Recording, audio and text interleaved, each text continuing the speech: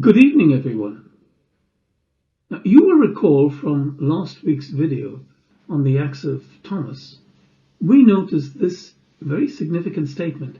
At that time, all of us apostles were in Jerusalem. India fell to the lot of Judas Thomas. So, following Pentecost, all the apostles, they were in Jerusalem, and then came their assignments. Thomas, of course, was assigned to India. Now, the other really interesting assignment of note was Matthew to Egypt. So that is what we're going to look into next. Now, let's be clear. We're looking into church tradition here. See, that is what the early sources say. These early church traditions tell us that Matthew was assigned to Egypt after preaching to his fellow Hebrews in, guess what? In Hebrew or Aramaic. Therefore, that preaching would have been not in the language of Greek, but in the language of Hebrew Aramaic. After all, they were Galileans. Matthew 10:5-7 says, "These 12 Jesus sent out with the following instructions: do not go into the road of the Gentiles or enter into any town of the Samaritans. Go rather to the lost sheep of Israel. And as you go, preach this message: the kingdom of the heavens is near." So, this was the initial assignment of all 12 apostles. Then, as the Act of Thomas states, lots for individual assignments were cast, with Thomas getting India and Matthew Egypt. So, what's the evidence of Matthew being in Egypt? Well, let's see.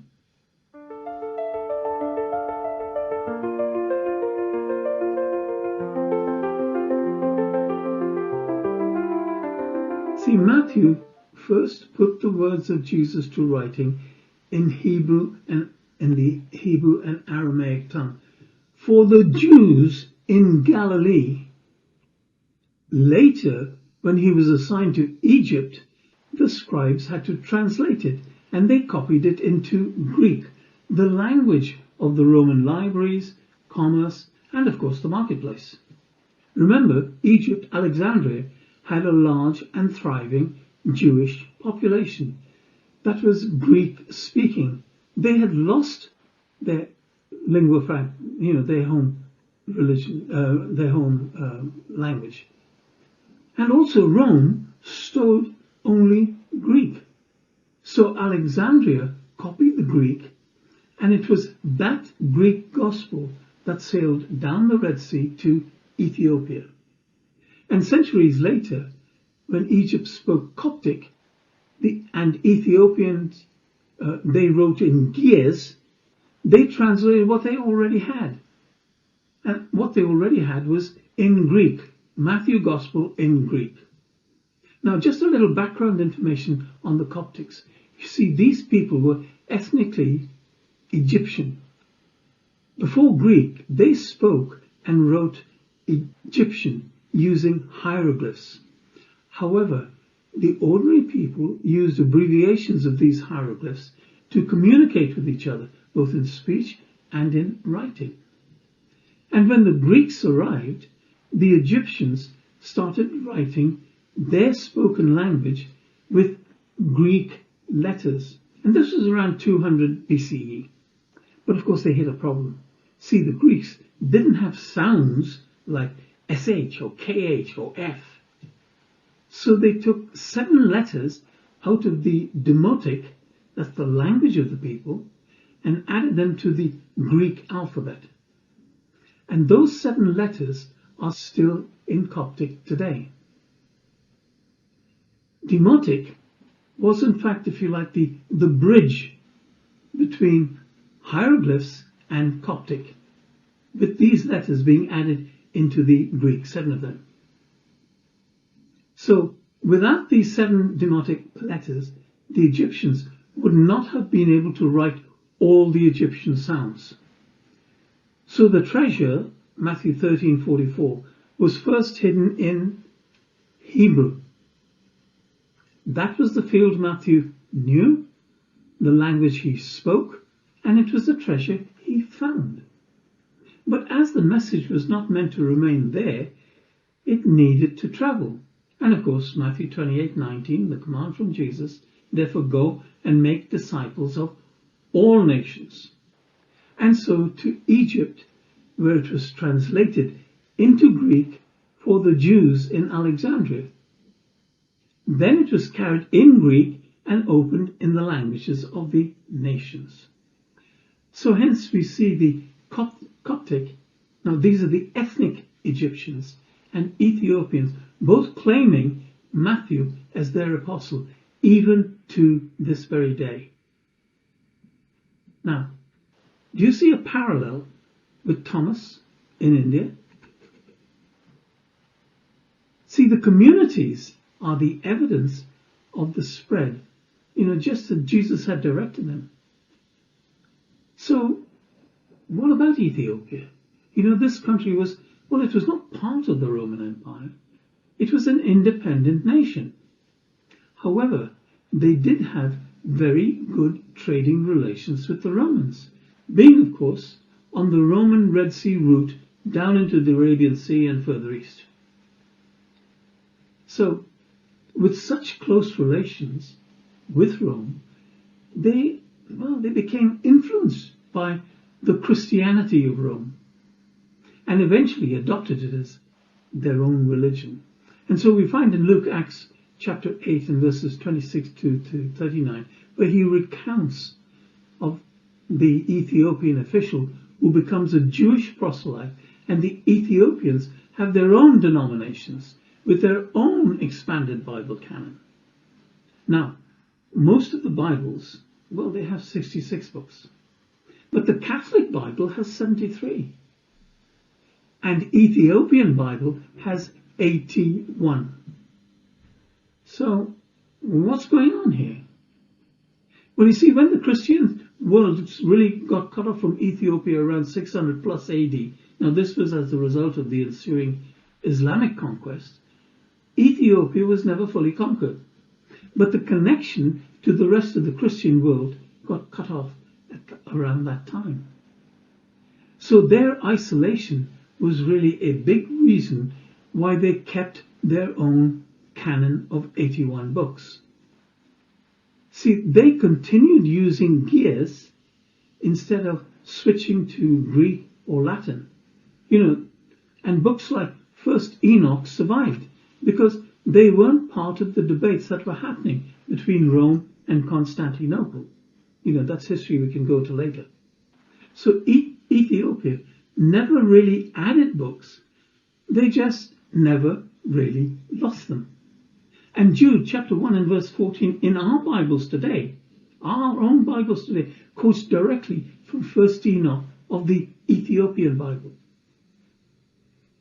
Now, what about Simon the Zealot and Jude, both brothers of Jesus? See, most of what we have about Simon and Jude comes really from early church tradition. The main source, of course, is the Acts of Simon and Jude. And you'll find that in the link I've provided for you. So you can go there and have a look at it. See, both Simon and Jude, they left Jerusalem around 50 AD. And they traveled throughout Mesopotamia into the Parthian Empire. What we call today Iran or Persia. Now, church tradition says that in Babylon, they confronted two magicians.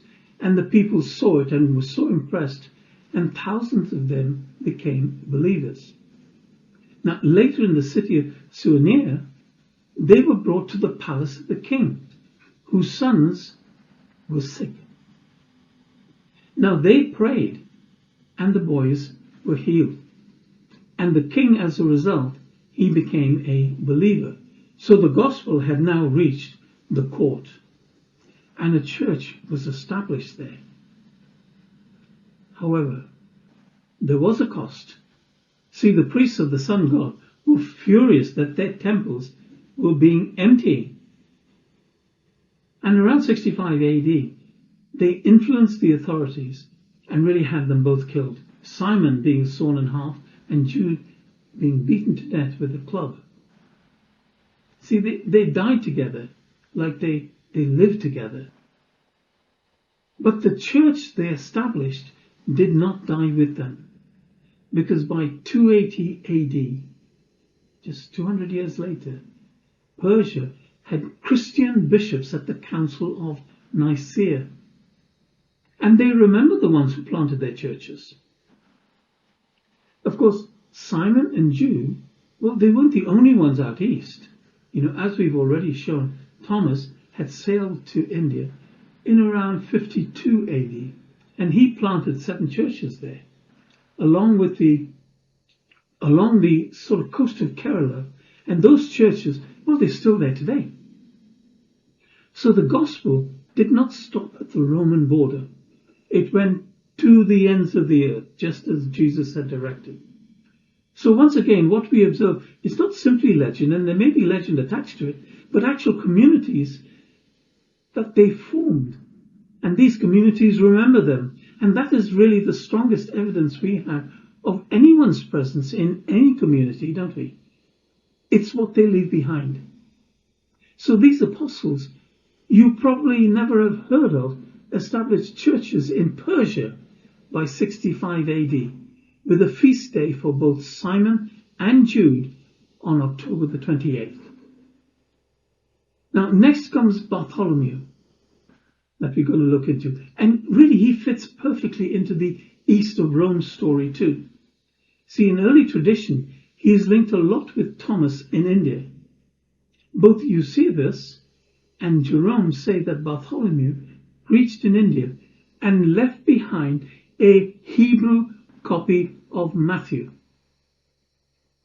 And many think, well, it was perhaps along the northwest coast, possibly the Gujarat, or even along with Thomas in Kerala.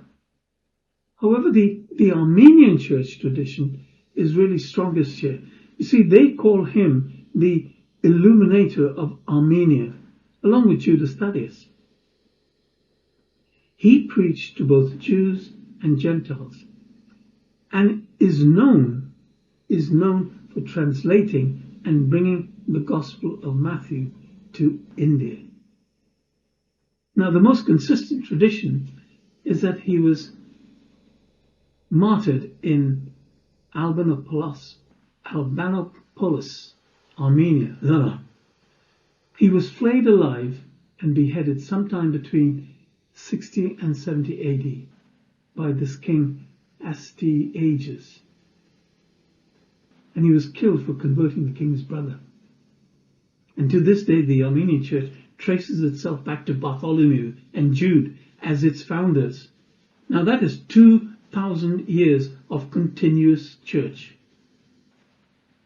Now, on to Andrew. Andrew was the brother of Peter. He was actually referred to as the first called, because he was the first to follow Jesus. But after Pentecost, he did not stay put. He walked further than almost any apostle. Church tradition says around 40 AD, he left Jerusalem and headed north towards the Black Sea area. And he preached there to these Scythians. Now, what we know today is, that area is what we know today as the Ukraine, Russia, and of course Georgia. And these were places outside the Roman Empire, and they were known as the barbarian nations.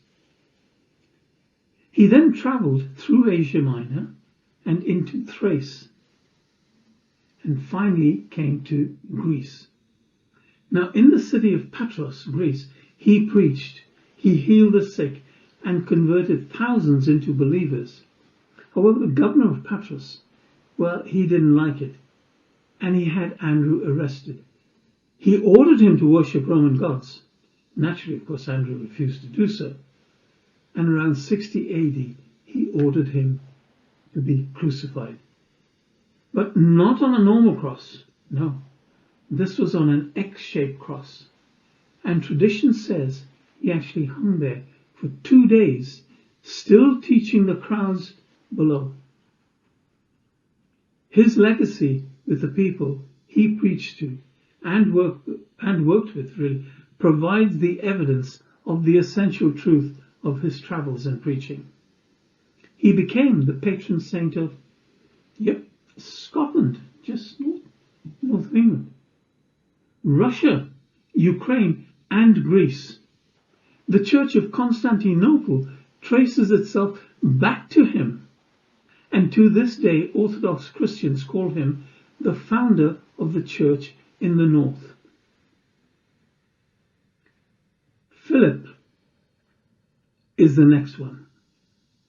Now, we know a little bit more about Philip really from Acts chapter 8, don't we? Philip preached in Samaria. He baptized the Ethiopian eunuch on the road to Gaza, and tradition then says he traveled through Asia Minor for over 20 years, from city to city to city, Galatia, Lydia, Mysia. And his final mission was in Hierapolis in Phrygia, famous for its hot springs and temples to snakes. And it was there in Hierapolis that he confronted the main city's idol, the city's main idol, which was a giant snake that people worshipped. He prayed, and the snake died, and the priests were furious. And around 80 AD, they had Philip arrested. They used the authorities, had Philip and his sister arrested, and they crucified Philip upside down. However, the city did not forget him. See, by the 2nd century, it was a major Christian city, and today, ruins of an 8-sided martyrium stands over where he died. Now, finally, we come to Matthias. He was chosen after prayer and then by lot to replace Judas Iscariot. Now, this was before Pentecost, when Holy Spirit was then poured out. But when it was poured out, Matthias was with the 120. And so now his replacement, or this replacement apostle, brought the number back to 12. And that continued to be the number. 12 tribes, 12 foundation stones, 12 apostles. See, Jesus never personally assigned anyone to a particular region. No, those assignments were arrived at by the apostles by lot. And so, what happens to Matthias after Acts chapter 1? Well, the Bible doesn't tell us. His name never shows up again after Acts 1 and verse 26. However, by tradition, and there are 2 churches that claim Matthias as their founder. The Georgian church traces itself back to Matthias, and the Ethiopian Christian also claim him as their founder. So, a man picked to fill a gap, well, he ended up by planting churches 2,000 miles away. Now, let's just recap on our narrative so far. Now, I will name the apostle and put a number to him, in the narrative order that we've discussed. And that's really going to save a lot of time, simply by having you scroll back instead of me repeating information. So what we have then is, number 1, Thomas to India. Number 2, Matthew to Ethiopia and Egypt. Number 3, Jude to Mesopotamia and Persia, and Simon the Zealot to Persia and India. Number 4. Number 5, Bartholomew to India and Armenia. Number 6, Andrew to Scythia, Greece, the Black Sea area. Number 7, Philip to Phrygia, modern Turkey. And then finally, Matthias, Ethiopia and all Georgia. Now, James, the brother of John, was one of the 2 sons of Zebedee, the sons of thunder, as we've come to know them. And he was executed by Herod. And we find that in Acts chapter 12 and 1 and 2. Now, this James, along with his brother John, Peter, and James, who became the lead among us, among the early followers of Jesus, Well, we haven't covered them yet. We're going to do that next. But if you've been observant, you will have noticed that there is one missing name from this narrative. And what's that? It's James, the son of Alphaeus. But then that makes 13, not 12. So what's going on here? Well, now, that is what we're going to examine in the next episode. How does 13 make 12?